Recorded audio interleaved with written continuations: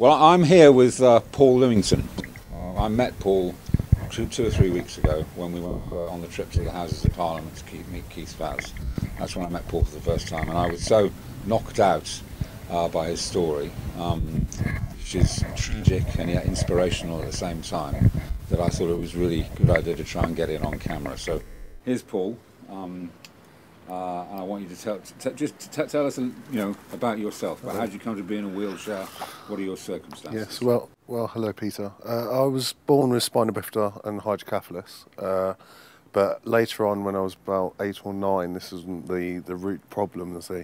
I contracted scoliosis, which is curvature of the spine, which unfortunately is quite common in people with spina bifida. Right.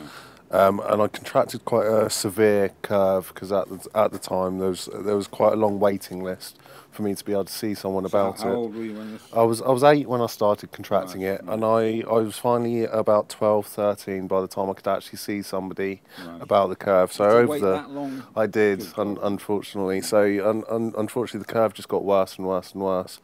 I was under Southampton General when I had the operation and everything. When I saw the consultant. And it was the worst case of curvature of the spine that they'd had seen at the time for a person of my age. I had to go through a 9-hour operation, a couple of operations, the second being 9 hours, where they put 2 rods and 15 screws into my spine to try and straighten it. Right. They also removed... Sorry, how old were you at this time? I was 13. You were 13. I was 13. This is back in 2000. Yeah. So, yeah, and then it led on from there, really. Right. And so, I mean, you're a medicinal cannabis user. That's what Yes, I am. But when did you first begin? Did you smoke weed recreationally to begin with? I did. I started smoking cannabis when I was 14. Right. Again, mixing with your friends and smoking amongst your friends. And I was doing that for around 2 years while I was still in high school. And then it was when I left high school, because I was doing a lot of weight training in high school, which helped the pain in my back and everything, from the severe operation that I had. And obviously the smoking of the cannabis was helping at the same time. But where I was weight training, I didn't really realise the medicinal sides of the cannabis at that time. So it was only when I left school and I stopped doing the weight training because I couldn't afford to go to a gym because it wasn't free anymore to me. That the muscles started to deteriorate in my back and the pain started to kick in. And I'd realised that when I was using the cannabis that I was able to lead a more or less normal life because the pain had got quite severe for quite a time. Presumably you were prescribed some sort of analgesic? At the time I was being prescribed amitriptyline and... an antidepressant. And an antidepressant and other things. But they didn't seem to work. We progressed up further and further. And then it was when... I mean, you must have had major pain relief after the surgery, obviously. That's the thing. That's the odd thing. After the initial surgery, it wasn't too bad. Right. It was almost like I'd been renewed because obviously the metal rods were there. They were doing their job. The pain sort of kicked in more afterwards. Within a couple of years, I was warned by my surgeon that I could possibly have arthritis later on in my life in my spine, where they had to remove discs from my spine and fuse the vertebrae together. But so what was it? 2 or 3 years after the operation was when you began the pain really started to kick in. And this was more or less the time that I'd also left school and I'd stopped being able to do the weight training. So the only way I can really put it is I'm assuming it's the lack of the weight training, the muscles deteriorating, and the lack of support those rods needed. That has made the pain so great within the bone structure of the spine and the muscles as it radiates out. The cannabis has helped greatly through all of that. Because so from about the age of about 17, 18, you've been using cannabis? For the medicinal side of it. You see, this is, it was after I left school I realised the medicinal sides. You know, I wasn't knocking around in those crowds anymore when I left school. Yeah, You know, I came a little bit of a recluse when I left school. I went to college for a time, and then I started contracting pressure ulcers, beneath on my right hand side here. So I had to stop what I was doing. I was trying to study being a chef and everything like that. But because I had an open wound, I couldn't work in kitchens and things like that. So it kind of ended my career on that side of things. So throughout this period, you were using cannabis to manage the pain? To manage the pain. With other things as well, with other pharmaceuticals? At the time, yes, because I was trying to go down the route. You know, I was using paracetamol, cocodamol and things. My mum suffers with bad back pain. She's helped me out with Zapane, which is another form of cocodamol. And things, but it just didn't seem to work for me. It never seemed to dull the pain. It never seemed to ease it. And then several years later, I contracted a disease into one of my pressure ulcers, a bone disease, called osteomyelitis, which actually destroyed the right-hand side of my pelvis, and which added basically to more pain to what I was already in. See, I mean, I've actually forgotten some of these things that you told me when you were first met. And this is the thing, you know, and then it led on from there. From about 6 months after I came out of hospital with the osteomyelitis, they've put me in touch with the pain specialist team, because they realised the GPs weren't really helping me out. So I got put in touch with them.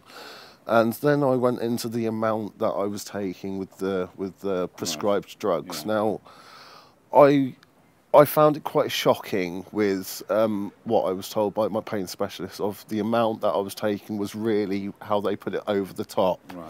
Because I didn't really know about dosages. You know, I was pretty much self-medicating by that point because I was already taking the maximum of what the GP was allowing me. You've been told to take as much as you need. This is the thing. And I was. So how old were you now then? This is only going back 2 years now. So we're up to now where I was 23. 24. Were you married by then? No, I've never been married. Did you met your partner then? Yes, I had. I'd been with my partner for nearly 3 years. My son was born in 2009. She sadly died in 2010 through her condition, which was epilepsy. It was undiagnosed during the time that she was alive, but during the autopsy they found out she had frontal lobe epilepsy. So they later found out she wasn't on the right medication for it. That's why she suffered 20 to 30 seizures a day. So the additional layer in your story, given all the news we've had recently about the treatment of epilepsy from cannabis, is just so poignant, and so your story, I mean, it's extraordinary. It is, yeah. I mean, I've been reading a lot about all of that. And I look back from reading all of this stuff recently about this, and she used to smoke it every now and again, but unfortunately she came from the background that didn't believe in it and things like that, so she was very reluctant to have it. But on the occasions that she did, she was seizure free for a number of weeks. This was amazing to me, you know. She could have, on a good day, 20 seizures, on a bad day 40 seizures. Half of those could be at night time. Yeah, she smoked a little bit of cannabis and she'd be seizure-free for a good two weeks on average. But because of the background she was in, she was rough. So bring me up to date then. Where are you now? You're a single parent? Single parent at the age of 25 by this point. My mum took my boy into care with herself while I was going through the osteomyelitis. And then I came back out. I now have him back. I'm completely independent, live in a 2-bedroom bungalow, as you can see, in a wheelchair. My son's 4 years old. He's running around, he goes to school across the road from me. And it's, in my eyes, as normal life as I could possibly get it now. It's pretty amazing to me. You know, from the life that it has been, which has been a real struggle, I can tell you that now, Peter, it's been a real struggle up until this point. And now I feel almost like my life has been completed. But it wouldn't be if I hadn't been using cannabis. I have to stress this point. You know, because the last painkiller I was on was called pregabalin, which is what the pain specialist put me on. When I got to the higher dosages of that, I started to lose my memory. I couldn't function. I was laying on my bed, all drowsy, falling asleep. I needed around-the-clock care with my son and myself. Have you tried to obtain Sativex? I have, Right. but I keep being told that Sativex is only for muscle pains and things like that, and the majority of the operations I've had is to do with bone pain. My destroyed pelvis is bone pain, and they claim that Sativex will not help for my pain relief. Then I've gone and stressed to them that I have been smoking cannabis and things, and I know it helps and things like that. Then they tell me that only MS sufferers are able to get Sativex. Paul, your story, Paul's story speaks for itself. But the